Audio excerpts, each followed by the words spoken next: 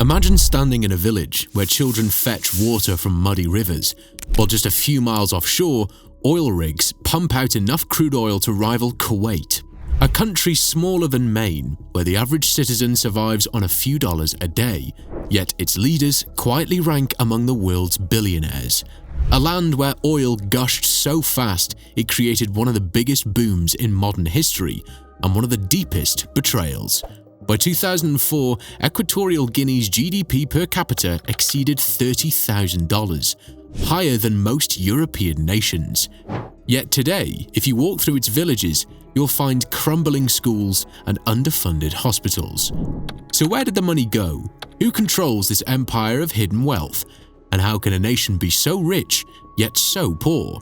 This is Equatorial Guinea, the world's richest poor nation. Welcome to Empire Secrets. For most of the 20th century, Equatorial Guinea was a little more than a footnote on the world's economic map, a humid strip of land tucked between Cameroon and Gabon. It survived on cocoa and timber exports. By the late 1980s, the average person scraped by on barely $500 a year. Poverty wasn't just common, it was the national identity. Then, in 1995, the ocean coughed up a secret that would change everything. Deep offshore in the Gulf of Guinea, ExxonMobil drilled into one of the richest oil reserves ever found in the region. Soon after, other majors like Marathon Oil joined the rush. Almost overnight, Equatorial Guinea transformed from economic ghost town to petroleum hotspot. The numbers were obscene. Oil production surged from virtually zero to more than 300,000 barrels a day by the early 2000s. Adjusted for its small population, Equatorial Guinea was suddenly pumping more oil per citizen than Saudi Arabia, Kuwait, even Qatar. Growth numbers spiked at 30% annually, faster than China during its boom years. It looked like a miracle. By the mid-2000s, the country's GDP per capita rocketed past $30,000, higher than Spain, higher than South Korea, and higher than Portugal. But miracles in economics usually come with fine print. The wealth was not evenly spread or even remotely spread. It pooled, like oil itself, in narrow channels controlled by a few hands. International agencies praised the so-called success story, but the statistics were a cruel joke. Life expectancy was still below 60, the child mortality rate remained among the highest in the world, and more than half the population still lived without clean drinking water. This was the contradiction written in black and white. A country that could boast GDP levels comparable to Europe, yet whose citizens lived with health outcomes worse than war-torn nations. And here's the kicker, this wasn't an accident. The contracts signed with Western oil giants funneled profits into government-controlled accounts. Those accounts were then funneled into something else entirely, not into public life, but into palaces and offshore vaults. It was the birth of a paradox, a nation statistically rich, yet practically poor. A country that proved oil can be a blessing on paper, but a curse in reality. And as the oil wells pumped billions into state coffers, one question loomed large. Who was taking the money? At the center of Equatorial Guinea's paradox is one man, Teodoro Obiang Nguema Mbasogo. He seized power in 1979 by overthrowing his uncle in a violent coup, and since then he's ruled for more than 44 years, the longest-serving president anywhere on Earth. To call him a head of state is generous. In practice, he's the CEO of a private family corporation that just happens to be called Equatorial Guinea. When oil money began to flow in the mid-1990s, Obiang and his family wasted no time converting national wealth into personal empire. The government created state-run oil companies that acted as middlemen for deals with ExxonMobil, Marathon Oil, and Hess. On paper, these revenues belonged to the state. In reality, they were funneled into accounts directly controlled by the president's inner circle. And if Obiang was the CEO, his son, Teodoro Nguema Obiang Manga, better known as Teodorin, was the company's spoiled heir. His official salary as a government minister was less than $100,000 a year. but his spending habits made Wall Street bankers look frugal. In 2011, the US Justice Department accused him of laundering $300 million in corrupt funds. Court filings revealed a life straight out of a billionaire caricature, a $30 million Malibu mansion, a fleet of Ferraris, Lamborghinis, and Bugattis, private jets, yachts, and even a collection of Michael Jackson memorabilia, including the crystal glove from the Thriller Tour, bought for $275,000. Meanwhile, back home, citizens were still cooking over open fires. The World Bank estimated that over 70% of Equatorial Guineans lived in poverty, despite their country having one of the highest GDPs per capita on the continent. The Obiang dynasty had achieved what many called the dictator's jackpot, turning public resources into a private trust fund, while outsourcing legitimacy to oil companies and foreign banks. It's often said that oil wealth can lift a nation out of poverty. In Equatorial Guinea, it simply lifted the ruling family into a different solar system. Equatorial Guinea's oil empire was never just a family business. Behind the Obiang stood a chorus of foreign corporations, banks, and governments who made billions while nations' citizens were left with scraps. Poverty, in this case, wasn't a tragedy to outsiders. It was a profitable business model. When reserves were first confirmed in the 1990s, American oil giants moved in immediately. ExxonMobil, Marathon Oil, and Hess secured offshore drilling rights that turned Equatorial Guinea into a miniature Saudi Arabia. By 2004, the country was producing 17 million tons of crude oil a year, and the United States was its single biggest customer. In fact, during the mid-2000s, the US imported nearly 15% of its African oil supply from Equatorial Guinea. The deals were structured in a way that left the government bragging about revenues, while the real profits flowed back to Texas and Wall Street. As one IMF report quietly admitted, oil accounted for over 90% of Equatorial Guinea's GDP. Less than 5% of the population saw any direct benefit. The resource curse had never looked so clinical. And Washington didn't just watch, it played along. American diplomats called Equatorial Guinea a strategic partner. US officials smiled for photos with President Obiang, knowing full well his son was buying Bugattis with government money. After 9/11, oil-rich allies mattered more than human rights, and Equatorial Guinea was welcomed into the club. Europe played its part too. Spanish and French companies pursued contracts, while London's financial system became the laundromat for elite wealth. Paris was even more accommodating. When French courts eventually seized Théodore Obiang's €100 million mansion, investigators revealed that he had spent €18 million on just furniture. That's the kind of money that could fund textbooks for every school child in the country. Instead, it funded Italian marble and gold faucets. Even global institutions looked the other way.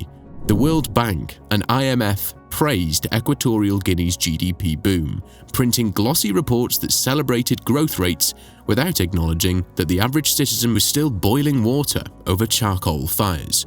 Growth, after all, looked good in charts. It didn't have to look good in hospitals. And then came Riggs Bank, perhaps the most brazen case of foreign complicity. For years, Riggs, a respected Washington institution, held accounts for the Obiang family worth more than $700 million. Senate investigators later discovered the bank had helped set up offshore shell companies for Obiang, and even accepted suitcases of cash. When the scandal broke in 2004, Riggs collapsed under the weight of fines and lawsuits. But by then, billions had already been slipped quietly into the global financial system. The Senate report described Riggs as a piggy bank for a dictator. As Western scrutiny increased, another player entered the room: China. By the 2010s, Beijing became a dominant partner, building highways, ports, and government complexes. In return, Chinese companies won juicy contracts and long-term access to resources. Unlike the West, China didn't bother pretending. There were no human rights lectures, no democracy conditions, just contracts, cement, and oil. For the Obiang regime, it was a dream partnership. And this is the cruel symmetry. Equatorial Guinea's people remained poor because it was profitable for them to remain poor. Poverty kept wages cheap, kept dissent weak, and kept foreign partners happy. So yes, the Obiang family stole billions, but let's be clear, they didn't steal it alone. America got its oil, Europe got its mansions, China got its contracts, and the banks got their deposits. In the world's richest poor nation, everybody ate well, except the people who lived there. From the outside, Equatorial Guinea looked like a nation sprinting into modernity. Malibu, the island capital, sprouted glass towers and marble government buildings, paved highways carved through once dense jungle. International hotels shimmered with imported chandeliers. To visiting investors, it looked like Africa's next Dubai. But this was a carefully staged illusion. A Potemkin village with oil money as the paint. Beyond the capital's glitter, the country was hollow. Consider food. Oil riches should have made Equatorial Guinea self-sufficient, or at least capable of developing local industries. Instead, the government poured billions into imports. By the mid-2010s, more than 80% of the nation's food was imported, even though fertile farmland lay idle. Farmers abandoned agriculture because the state ignored it. Why grow cassava when the government could just buy rice from Spain? The result? A country rich in oil but dependent on cargo ships for dinner. Consider employment. Oil contributed over 90% of GDP but created less than 5% of jobs. The wealth stayed in offshore accounts while the citizens hustled in informal markets, selling fruit by the roadside. The IMF called this limited labor absorption. Ordinary people just called it unemployment. And then there's inequality. In 2019, the United Nations estimated that over 70% of Equatorians lived in poverty. Yet the average GDP per capita still hovered above $8,000, higher than India, Morocco, or the Philippines. On paper, the country was middle income. On the ground, it was stuck in survival mode. This is the cruel math of the resource curse. Oil money raises GDP statistics, but it doesn't raise living standards. It inflates the elite's wealth while eroding the real economy. Schools remain underfunded. Hospitals run out of medicine. Meanwhile, the president builds airports and conference centers for international summits, monuments not to progress, but to power. Equatorial Guinea had the money to transform itself. Instead, it chose to buy props for a stage play, a shimmering facade designed to fool investors, diplomats, and perhaps even itself. Walk through the glossy heart of Malibu, and you'll see the illusion carefully polished. Luxury hotels with foreign investors in the lobby, government ministries wrapped in imported marble, and SUVs rolling past billboards promising development. But take one wrong turn outside of the capital and the curtain falls. In the mainland villages of Rio Muni, families cook over open fires because electricity is patchy or non-existent. Women walk miles to fetch water from rivers often contaminated with parasites. In rural clinics, patients are asked to bring their own syringes and antibiotics because the shelves are bare. The numbers are staggering. According to UNICEF, 1 in 12 children dies before the age of 5 in Equatorial Guinea. Maternal mortality rates remain among the highest in the world, despite billions in oil revenue. In some regions, fewer than 40% of households have access to clean drinking water. Education paints the same paradox. Officially, the government boasts of near universal enrollment. In reality, the World Bank reports that only 56% of children complete primary school. Many classrooms have over 70 students packed together, often without desks or textbooks. Parents who cannot afford uniforms or supplies simply keep their children at home. And while elite families send their sons and daughters to boarding schools in Switzerland, France, or the US, village children sit in crumbling classrooms under leaking tin roofs. On paper, the contradictions are dizzying. The IMF still records Equatorial Guinea's GDP per capita at around $8,000, higher than most of sub-Saharan Africa. Yet the UN Human Development Index ranks the country at 144 out of 191 nations, below countries with far less money. It's the economic equivalent of a billionaire who lives in a mansion but never pays the electricity bill. For ordinary citizens, the message is painfully clear. This wealth was never designed for them. They can see the oil rigs on the horizon, they can watch the convoys of blacked-out SUVs roar past their villages, and yet their daily life remains untouched by billions. Equatorial Guinea is a place where GDP tells one story, but human survival tells another, where prosperity is something you can see, just not something you can touch. The people of Equatorial Guinea never got their share of the oil miracle, but the regime didn't just hoard wealth, it used that wealth as a weapon, buying itself friends, allies, and protection abroad. Because when your citizens won't protect you, your oil money has to.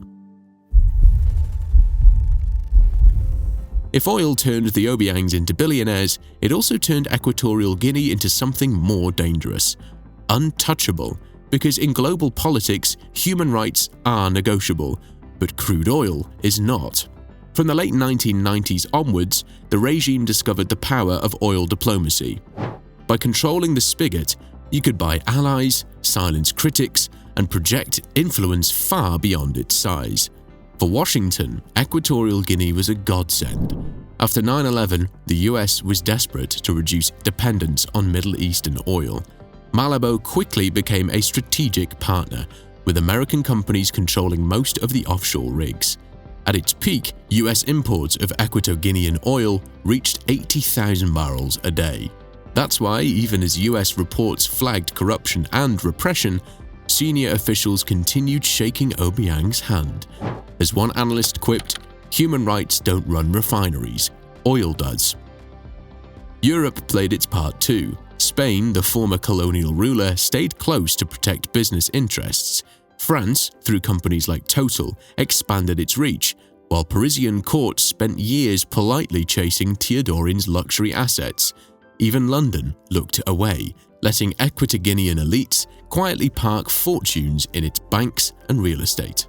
The regime also bought legitimacy through international organizations. In 2011, Obiang was elected chair of the African Union. How does one of Africa's most repressive leaders get to lead a continental body?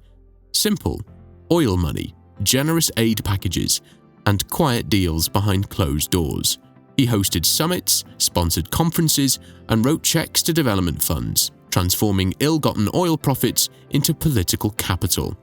And when the walls closed in, the money spoke louder.